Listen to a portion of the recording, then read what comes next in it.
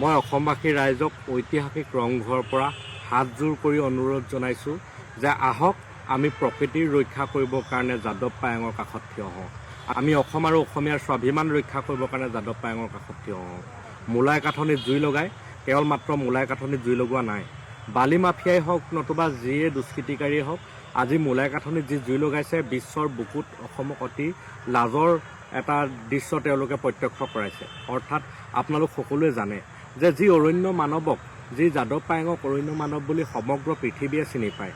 বিশ্বৰ বিভিন্ন ৰাষ্ট্ৰই তেওঁক মাতি নিছে তেওঁৰ পৰা গছ ৰোৱা শিকিবৰ কাৰণে, আৰু সেইগৰাকী যাদৱ পায়েঙক এইখন অসমত বৰ্তমান সময়ত এনেকুৱা ধৰণৰ এক ব্যৱস্থা কৰিছে যাতে মানে চকুলো টুকিব লগা হয়।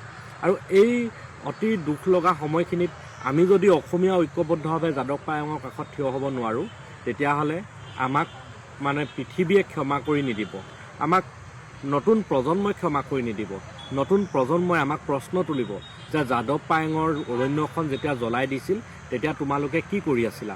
সেইটো আমাৰ কাৰণে অত্যন্ত দুখৰ কথা হ'ব।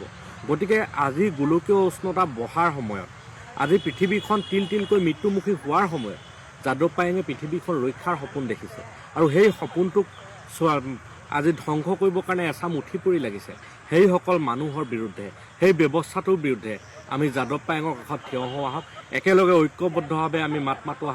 আহক একেলগে এখন ভাল পৃথিৱীৰ কাৰণে, আমি পৃথিৱীৰ বুকুত অসমক এটা নতুন পৰিচয় দিবৰ কাৰণে শক্তিশালীভাৱে যাদৱ পায়েঙৰ কাষত প্ৰতিজন অসমীয়াই থিয় হৈ আমি এটা বাৰ্তা প্ৰেৰণ কৰোঁ। আহক।